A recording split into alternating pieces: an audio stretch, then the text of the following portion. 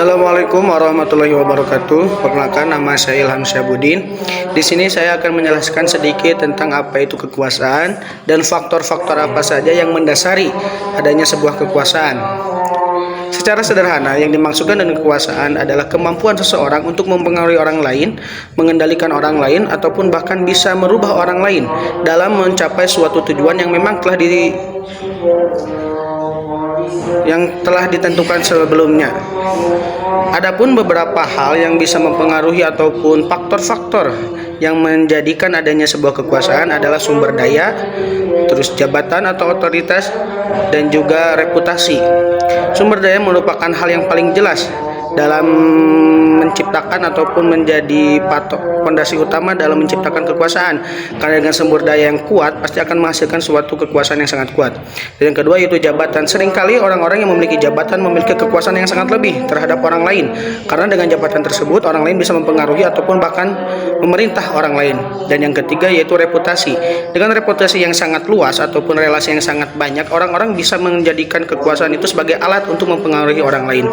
Begitu yang dapat saya sampaikan. Mohon maaf bila kekurangannya. Wassalamualaikum warahmatullahi wabarakatuh. Definisi kewenangan.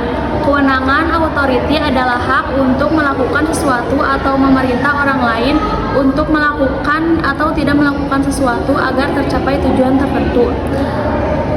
Kewenangan merupakan ahli delegasi atau pelimpahan wewenang dari atasan ke bawahan dalam suatu organisasi.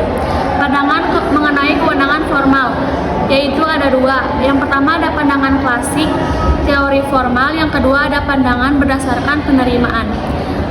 Beberapa jenis kewenangan, yaitu ada dua. Kewenangan line authority, mereka yang dalam organisasi bertanggung jawab terhadap berbagai kegiatan dalam rangka mencapai tujuan organisasi. Yang kedua jenis kewenangan yaitu kewenangan staf.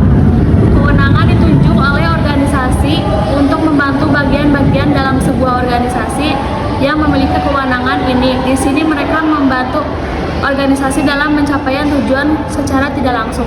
Kewenangan fungsional, mereka yang berada dalam bagian tertentu di organisasi memiliki kewenangan ini maupun staf, namun juga diberi kewenangan untuk melakukan kontrol atau koordinasi dengan bagian lainnya.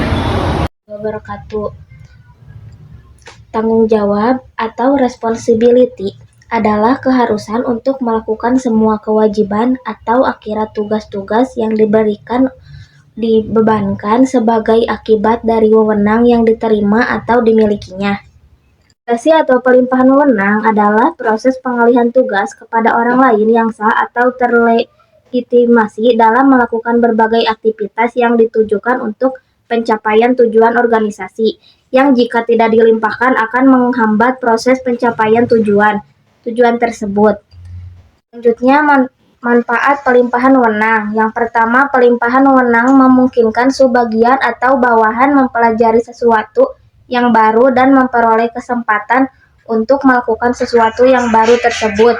Yang kedua, pelimpahan wewenang mendorong tercapainya keputusan yang lebih baik dalam berbagai hal. Yang ketiga, penyelesaian pekerjaan akan dapat dilakukan dengan lebih cepat sekiranya pelimpahan wewenang tersebut berjalan sebagaimana mestinya dan diberikan kepada orang yang bertanggung jawab. Di sini saya mau melanjutkan pembahasan yaitu tentang kendala pelimpahan wewenang dan tindakan agar pelimpahan wewenang menjadi lebih efektif. Terdapat 6 kendala dalam pelimpahan wewenang. 1. Kapasitas staf terbatas, artinya staf belum mampu atau masih kekurangan keterampilan. Kedua, kurangnya tanggung jawab dari atasan. Setelah mendelegasikan tugas, atasan sering lepas tangan. Yang ketiga, kunci pelimpahan agar efektif.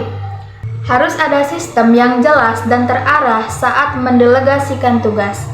Yang keempat, kepercayaan atasan pada bawahan. Tanpa kepercayaan, atasan enggan memberi tugas. Yang kelima, komunikasi terbuka. Informasi harus mengalir lancar antara atasan dan bawahan. Keenam, kemampuan manajer memahami kondisi.